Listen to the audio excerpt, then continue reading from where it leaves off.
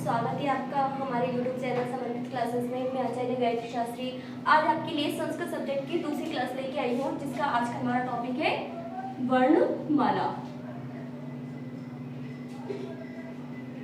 हम वर्ण विचार भी कह सकते हैं इसे।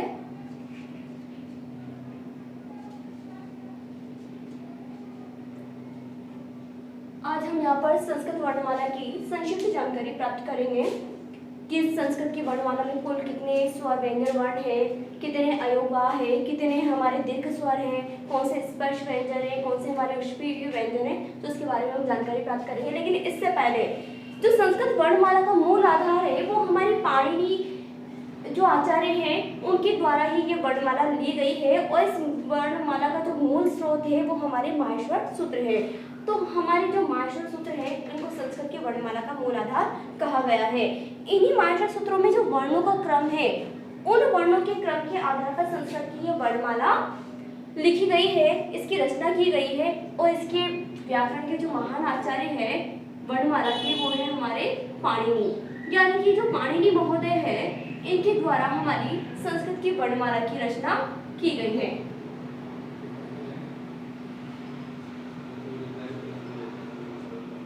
पाणिनि आचार्य, इसका मूल स्रोत क्या लिया है इन्होंने?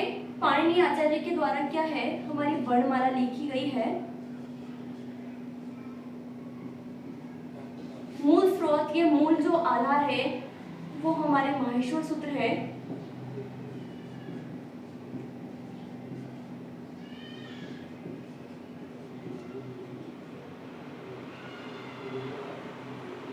संस्कृत की जो वर्णमाला है इसके दो उपनाम हैं, वर्ण समाम्नाय या फिर अक्षर समाम्नाय। तो इसके उपनाम भी हम जान लेते हैं।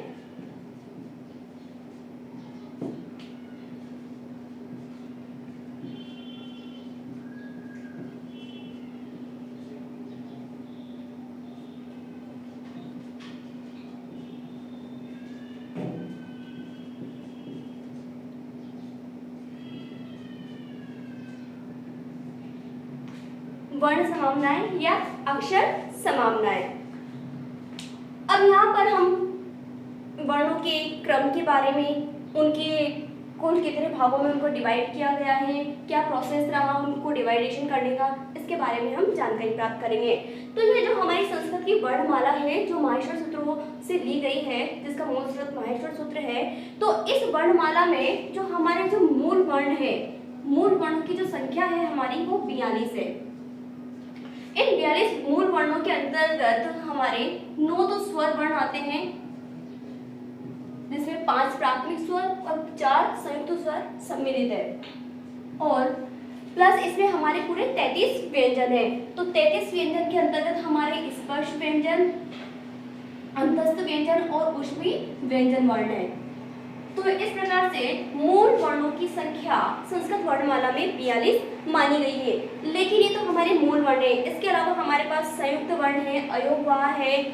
तो इन सबको अगर हम मिला लें तो इन सबको मिलाने पर जो कुल वर्ण है, कुल वर्णों की संख्या हमारे पास 48 है। इन 48 वर्णों में हमारे पास 13 स्वर वर्ण, 2 अयोगवाह वर्ण,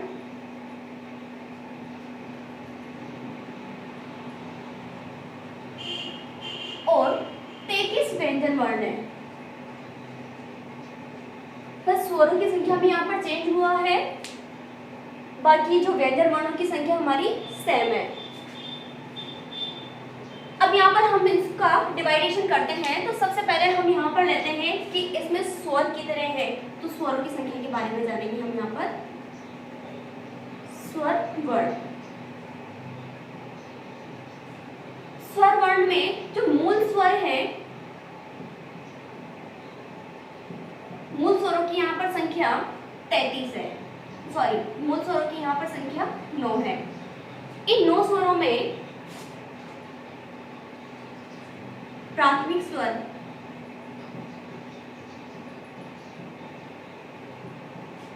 पांच है, और संयुक्त स्वर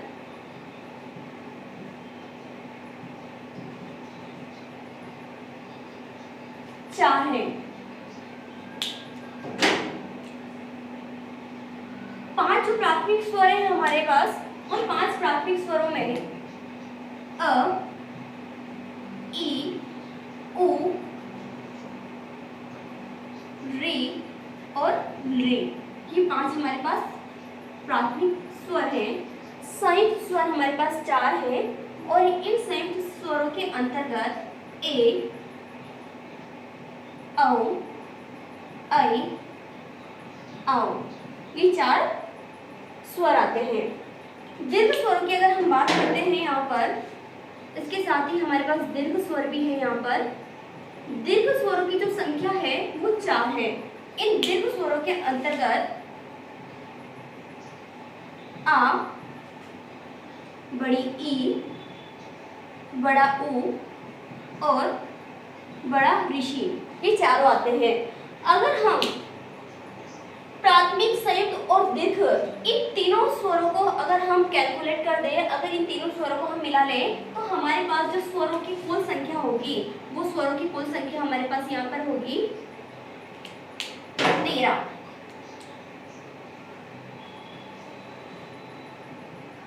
कुल स्वर संख्या हमारे पास यहाँ पर 13 है। 5 और 4 9, 9 और 4 13। इसके साथ ही दो स्वर अयोगभाव भी होते हैं, तो अयोगभाव स्वरों की यहाँ पर संख्या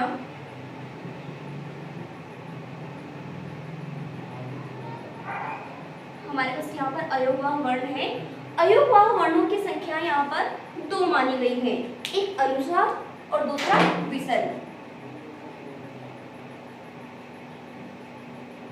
अनुस्वार यानी कि आपने वर्णमाला में ये इस तरीके से अंक पढ़ा होगा, और दूसरा है विसर्ग।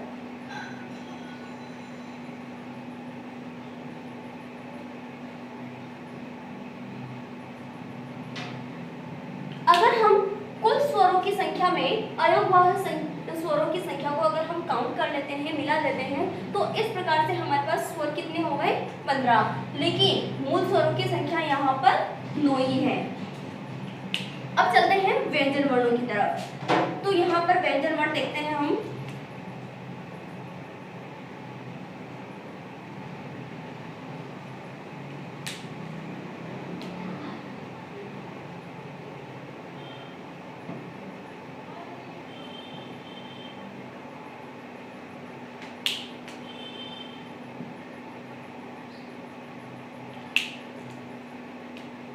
व्यंजन वर्ण में हमारे पास वर्णों की कुल संख्या 33 है।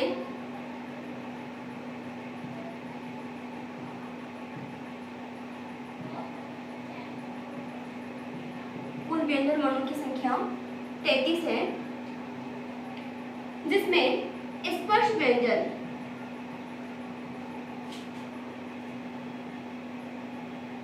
25 है। इन 25 स्पर्श व्यंजनों के अंतर्गत हमारे पास क वर्ग की फैमिली की पूरे 5 मेंबर क ख ग घ,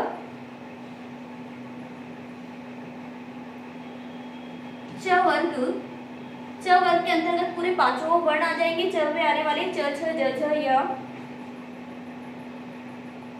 ट वर्ग के अंतर्गत पांचों वर्ण ट ठ ड ढ न। त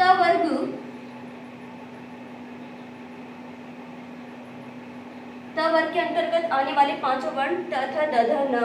और प वर्ग के अंतर्गत आने वाले पांचों वर्ण प फ ब भ म।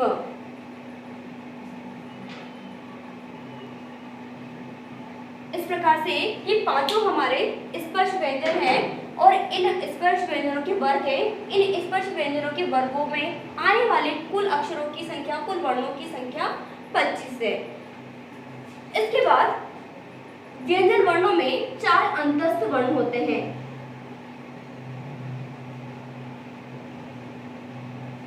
अंतस्थ वर्ण वो कहलाते हैं जब हम अपने मुंह के द्वारा किन्हीं वर्णों का उच्चारण करते हैं तो उसमें वायु अंदर की तरफ जाए या हमारी जीवा अंदर की तरफ जाए। तो इन अंतस्थ वर्णों की संख्या 4 है, और ये हमारे अंतस्थ वर्ण है य, व, र और ल। 4 हमारे पास यहाँ पर ऊष्मी वर्ण है।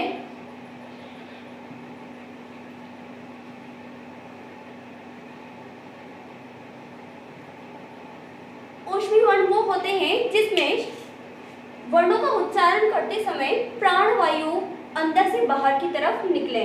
तो इन वर्णों की संख्या हुई 4। ये है हमारे श, श, स और ह। इस प्रकार से 33 व्यंजन वर्ण, 9 स्वर और 13 अयोग और 2 अयोगवाह स्वरों को मिला देने पर हमारे पास कुल वर्णों की संख्या 48 प्राप्त होती है। और अगर हम मूल वर्णों की बात करते हैं यहाँ पर, तो मूल वर्णों की संख्या हमारे पास 9 स्वर और 33 व्यंजन है। तो एक बार फिर से देखते हैं कि आचार्य पाणिनि महोदय ने संस्कृत की यह वर्णमाला बनाई है और इसका मूल आधार उन्होंने माहेश्वर सूत्रों को लिया है। यहाँ पर इस वर्णमाला के 2 उपनाम हैं, एक वर्ण समाम्नाएं, दूसरा अक्षर समाम्नाएं। हमारे पास यहाँ पर मूल वर्णों की संख्या 42 है, जिसमें 9 स्वर है और 33 व्यंजन वर्ण है। कुल वर्णों की अगर हम बात करते हैं तो 48 हमारे पास कुल वर्ण है, जिसमें 13 स्वर, 2 अयोगवाह और 33 व्यंजन वर्ण है। अगर हम यहाँ पर स्वर वर्णों का डिवाइडेशन करते हैं तो मूल स्वर यहाँ पर हमारे पास 9 है।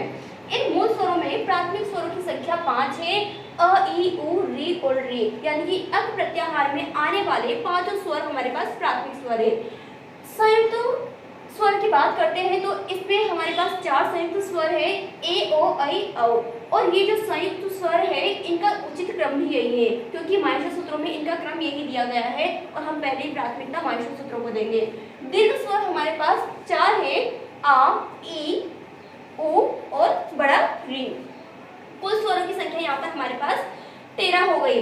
इसमें 2 अयोगवाह वर्ण होते हैं, अनुस्वार यानी कि अंग, जिसमें ऊपर म के स्थान पर हम क्या करते हैं, हलंत वाले म के स्थान पर हम बिंदी लगाते हैं। दूसरा है विसर्ग यानी कि ह। व्यंजन वर्ण, यहाँ पर हम व्यंजन वर्णों की बात करें तो कुल व्यंजन वर्णों की संख्या यहाँ पर 33 होती है और इन व्यंजन वर्णों में हमारे पास 25 स्पर्श व्यंजन होते हैं। स्पर्श व्यंजन वो जब हम इनका उच्चारण करते हैं तो जीभ हमारे दंत भाग को क्या करती है, टच करती है, इसलिए हमें इन्हें स्पर्श व्यंजन कहते हैं। और इसमें क वर्ग की 5 वर्ण, च वर्ग की 5 वर्ण, ट वर्ग की 5 वर्ण और त और प वर्ग के भी 5 वर्ण मिलाकर के ही इनकी संख्या पूरी 25 हो जाती है। अंतस्थ वर्ण के अंतर्गत हमारे 4 वर्ण आते हैं, य, व, र, ल, और यहाँ पर ऊष्मी वर्ण है। ऊष्मी वर्ण के अंतर्गत भी हमारे 4 वर्ण आते हैं, श, श, स, ह। तो स्टूडेंट्स आप इस टेबल को नोट कर लीजिए पूरा, ठीक है। Thank you.